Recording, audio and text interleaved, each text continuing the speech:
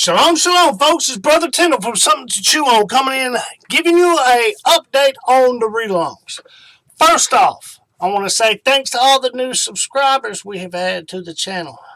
And I want to welcome you to Something to Chew On, home of the read-along playlists, where we have no hanging chads and your vote actually counts.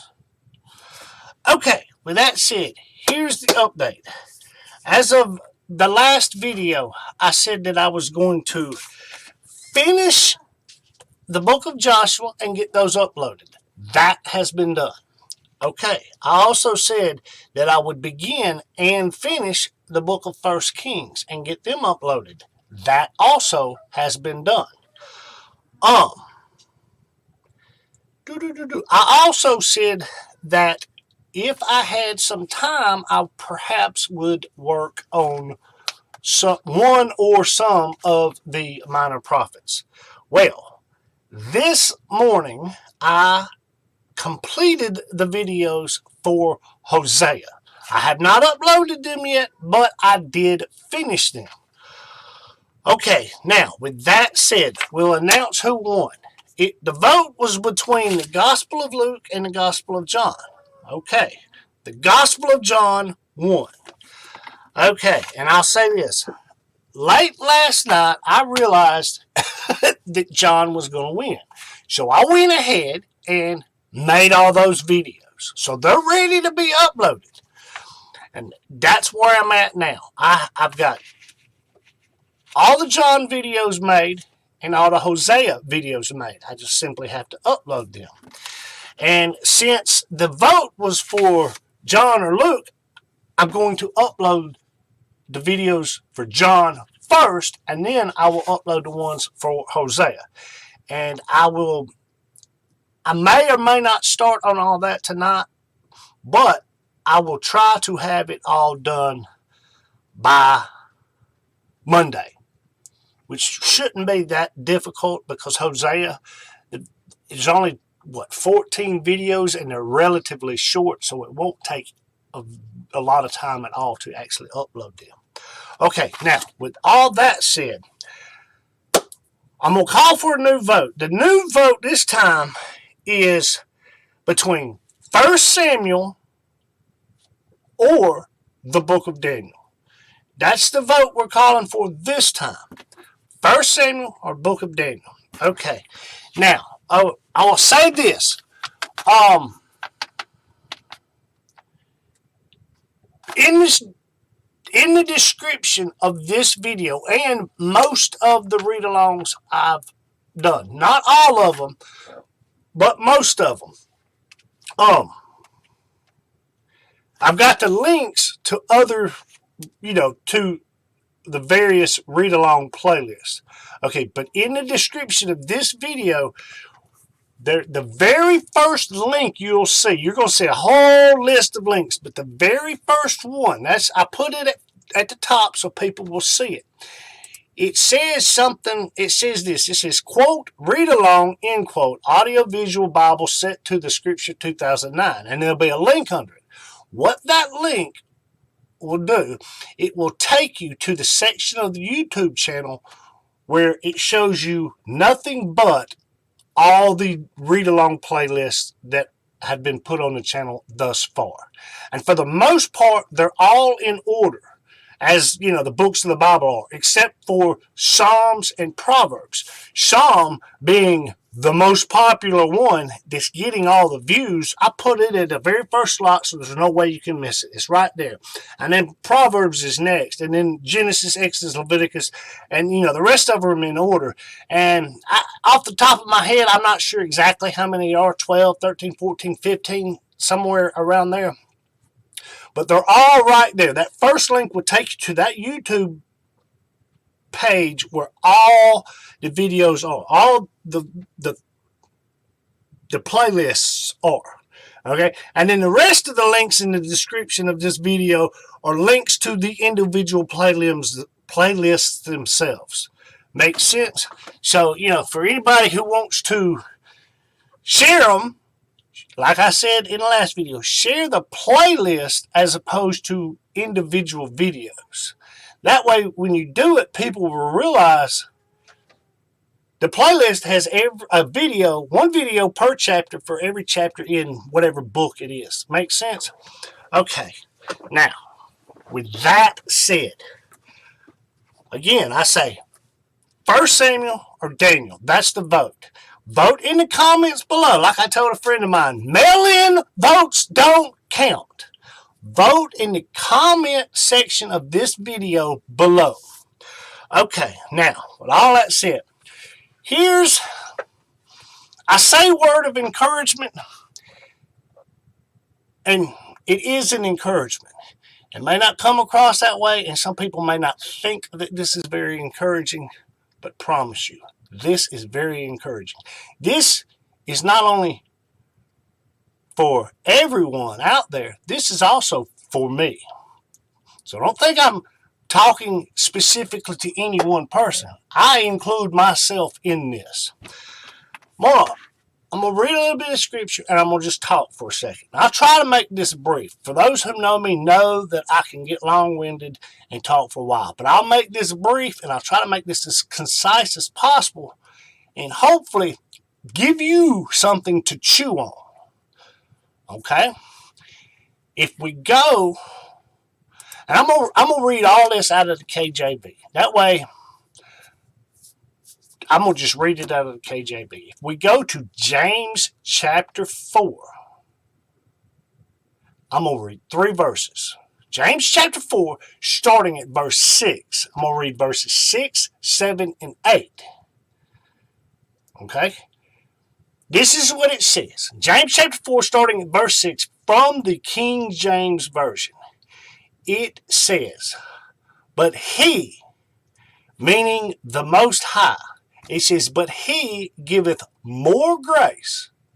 Wherefore he saith, Elohim resisteth the proud, but giveth grace unto the humble. Now just chew on that for just a second. Elohim resisteth the proud, but giveth grace unto the humble. Okay, verse 7, it says, submit yourselves therefore to Elohim. Resist the devil, and he will flee from you. Verse 8, draw nigh to Elohim, and he will draw nigh to you. Cleanse your hands, you sinners, and purify your hearts, ye double-minded.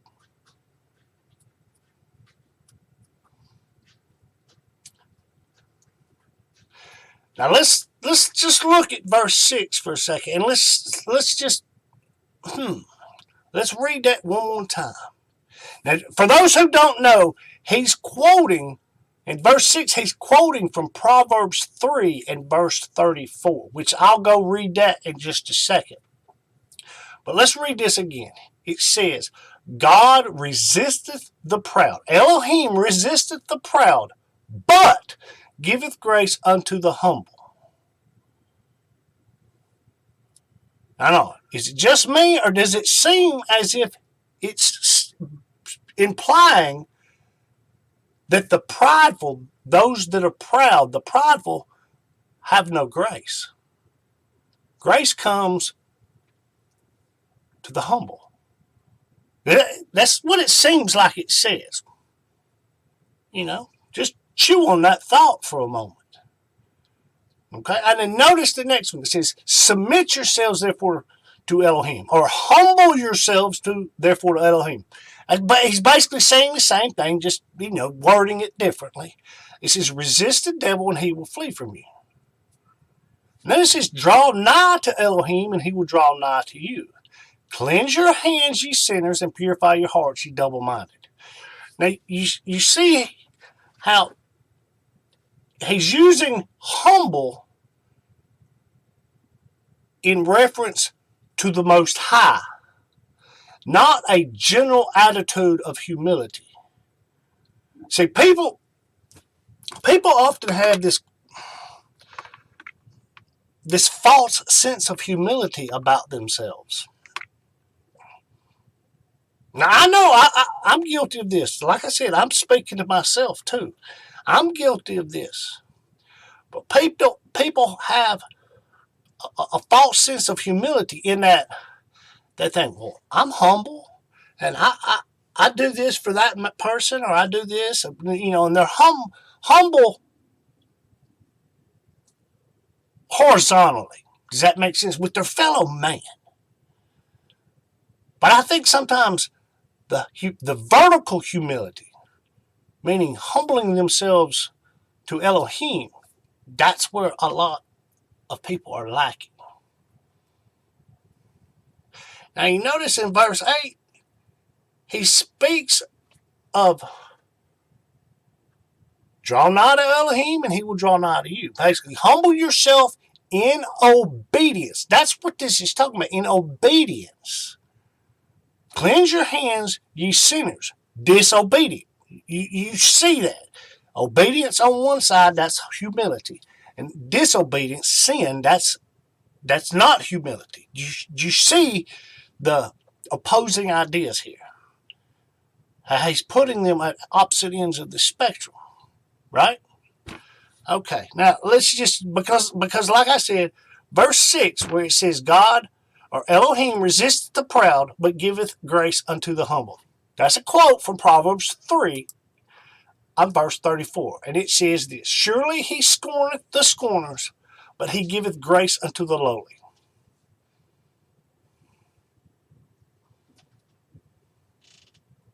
All right. We catch that. But you see how he's talking about humility before the Most High. Vertical humility between us and the Most High. He's not talking about humility to our fellow man. Now, don't get me wrong. I'm not saying we're not supposed to be humble toward our fellow man. But that's not what he's talking about here. Most people, when they hear humility, they always think about their relationship with other people. And I don't think they quite realize they have to humble themselves before the Most High also. As in, humble yourself. Resist the devil. That's the disobedience and sin. So humble ourselves would be obedience. Now here's the thing. Simple question.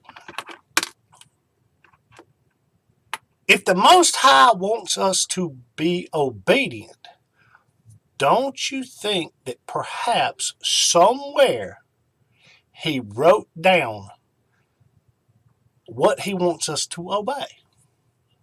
Like a set of instructions somewhere. He did. It's called the law of God, the law of Elohim, the Torah, or the instructions. That's what it is, okay? Now, let's take this concept, this idea, and we're going to go over to Paul. People love quoting Paul. And people love to quote Paul. And I made a post about this a while back. And people, how the serpent, he first planted the seed of doubt. He said, hath God really said? And then he come back with the lie. You surely will not die. Basically, the seed of doubt. Doubting whether or not what Elohim said was valid. Doubting whether or not we should actually do what he, Most High, told us to do. Doubting. Now think of that for just a second. Now I know, like I say, I'm speaking for myself. I know I was raised, and I went to a whole lot of churches. And I heard a whole lot of teachings, a whole lot of sermons, and a whole lot of explanations on why we don't have to obey what the Most High told us to obey. All kind of excuses. That was for the back then, or that was for the Jews, or that doesn't apply to me because I'm in the Gentile New Testament church. Whatever reason they come up with, God really said? Well, actually, he did say. But man has come up with all kind of doctrines to cause us to doubt whether or not we should actually obey what the Most High said. And then they actually teach you not to obey. And I see it so often. People will throw these catch-all one-liner phrases out there that sound great on the surface, but when you actually try to question these people, they cannot define the terms they're using in those phrases. It's just a vague, nebulous concept that really has no concrete meaning. Why? Because they don't know what the words mean. Okay, now, like I said, Paul. Let's go to something Paul wrote. If we go to Romans chapter 8, and we start at verse 6, this is what our beloved brother Paul wrote. Romans chapter 8, starting at verse 6, from the King James. It says this: For to be carnally minded is death. Now, what that means is walking in the flesh. How do we know? We simply keep reading. Like I tell everybody, just keep reading. Keep reading. But it says, for to be carnally minded is death, but to be spiritually minded is life and peace. You see how he's putting the flesh and the spirit on opposite ends of the spectrum, right? Okay. Because the carnal mind is enmity against God, for it is not subject to the law of God, or Elohim. Neither indeed can be. What Paul is saying is that when we are walking in our flesh, and when we walk in our flesh, we are enemies of the Most High. And we cannot, our flesh cannot subject itself, cannot humble itself before the law of the Most High, the Torah of the Most High, the instructions of the Most High. Vertical humility. So we can be humble horizontally, laterally with our fellow man all day. But are we actually being humble to the Most High? Are we submitting ourselves to Elohim by resisting the devil, by resisting sin? We can only do that if we're in the Spirit. Walking in the Spirit. For those who don't know, walking in the Spirit is an idiomatic phrase that means obeying the law of the Most High. Obeying the Torah, obeying the instructions. That's what walking in the Spirit actually means. Right? It's not some vague, nebulous concept that just walking in the Spirit. No, it actually means something when you go define these words. Okay? But like I said, let's read that again. Verse 6, for to be carnally minded is death, but to be spiritually minded is life and peace. Because the carnal mind is enmity against God, for it is not subject to the law of God, neither indeed can it be. Verse 8, so then, they that are in the flesh cannot please God. See, like I said, carnal mind means flesh. I said, keep reading. There we go. We see flesh and carnal mind, same thing. Our flesh cannot please. Let me go back. Our flesh cannot subject itself or humble ourselves under God. And by not humbling ourselves, we are not pleasing God. But when we submit to the Spirit, we can obey the law of God. And therefore, we are pleasing to God. Do we see that? It's right there in the text, but people, I think they totally miss that. Our flesh cannot subject itself, cannot humble itself to the law of God. And that's not pleasing to God. But the Spirit, he says in verse 6, he puts it at two opposing ends, the flesh and the spirit. And he's saying the flesh can't submit itself, can't humble itself, can't obey. But the Spirit can. Makes sense? It's not that hard of a concept when you actually read what's written right there in the text. Now, what confuses us is when we bring into the mix the leaven of the Pharisees. Pharisees were the religious leaders of the day, and their leaven was their false or bad doctrines, say Matthew 16. Same thing today. The text is plain and simple, but what confuses it is when we introduce the leaven of the modern day Pharisees and all this. That was for the Jews. That was for then, not now.